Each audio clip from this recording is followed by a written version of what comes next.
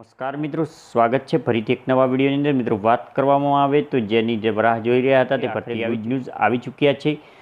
વર્ષની સૌથી મોટી અને અત્યાર સુધીની સૌથી મોટી પોલીસ ભરતીની જાહેરાત। પોલીસ ભરતી વિશેની ચર્ચા કરીશું, નોટિફિકેશન વિશેની કેટલી જગ્યાઓ છે, કઈ છેલ્લી તારીખ છે, કોણ ફોર્મ ભરી શકશે, ઉંમર મર્યાદા તેમજ તમામ માહિતી આગળ વિડીયોમાં।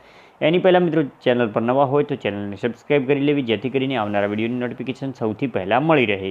તેમજ નીચે ડિસ્ક્રિપ્શનમાં લિંક આપેલી છે ટેલિગ્રામ ચેનલની, ત્યાંથી તમે ટેલિગ્રામ ચેનલ જોઈન કરી લેવી। પોલીસ ભરતીને લઈને અગત્યની માહિતી તેમજ ટેસ્ટ તમે કરવામાં આવે તો ગુજરાત પોલીસ ભરતી બોર્ડ દ્વારા જે GPRB 2023-24 જાહેરાત નંબર 1ની જાહેરાત થઈ ચૂકી છે, જેની અંદર કુલ વર્ગ 3ની હથિયારી, બિન હથિયારી પોલીસ કોન્સ્ટેબલ અને SRP જેલ સિપાહીની તમામ PSI સહિતની 12,472 જગ્યાઓ પર આ ભરતીની જાહેરાત થઈ છે। જેની અંદર વાત કરવામાં આવે તો બિન હથિયારી પોલીસ સબ ઇન્સ્પેક્ટરની 316, બિન હથિયારી પોલીસ સબ ઇન્સ્પેક્ટર મહિલાની 156, પુરુષની 316 છે।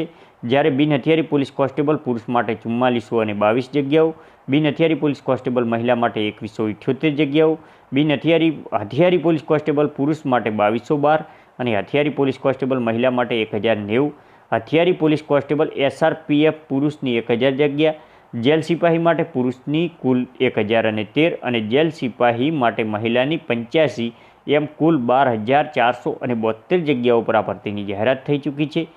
જેની અંદર તમામ માહિતી અહીંયા જે નોટિફિકેશનની અંદર આપવામાં આવી છે, જે ઓજસ અત્યાર પૂરતી જે મંડળની વેબસાઇટ LRD બોર્ડની વેબસાઇટ નવી બની રહી છે, તો વેબસાઇટ બને એટલા દિવસ પૂરતી ઓજસ ગુજરાત જે સરકાર માન્ય જાહેર વેબસાઇટ છે તેની અંદર તમામ માહિતી આપવામાં કરવામાં આવે તો ઉમેદવારે જે ઓનલાઈન અરજી કરવાની રહેશે અને ઓનલાઈન અરજી જે પહેલાં કરતા તે મુજબ ઓનલાઈન અરજી કરવાની રહેશે। આજે જે હસમુખ પટેલ IPS દ્વારા જે નોટિફિકેશન આપવામાં આવ્યું છે 12 તારીખ। મિત્રો આ ભરતી વિશેની ખાસ અપડેટ વિશે વાત કરવામાં આવે તો હસમુખ પટેલ દ્વારા જે ટ્વીટ દ્વારા માહિતી આપવામાં આવી છે, જે અંતર્ગત ઉમેદવારોએ અરજીમાં 12માની માર્કશીટ મુજબનું નામ લખવાનું રહેશે તથા માર્કશીટ અપલોડ કરવાની રહેશે। ઉમેદવારો માર્કશીટ તૈયાર રાખવા માટે જે ડુપ્લિકેટ અરજીઓ ટાળવા માટે આ નિર્ણય લેવામાં આવ્યો છે। જે હસમુખ પટેલ દ્વારા જણાવવામાં આવ્યું છે કે ફોર્મ ભરતી સમયે 12માની માર્કશીટ પણ અપલોડ કરવાની રહેશે। તેમજ બીજા નંબરની વાત કરવામાં આવે તો ઉમેદવારોની જે ફી સ્વીકારવા માટે બેંકે જે વ્યવસ્થા કરવી પડે છે, જે ચલણ કપાતું હોય છે, તેના માટે 20 દિવસ જેટલો સમય લાગે છે। તેથી અરજી જે છે ફોર્મ ઓનલાઈન તમે 4 એપ્રિલથી શરૂ થશે, 30 એપ્રિલ સુધી ફોર્મ ભરી શકાશે।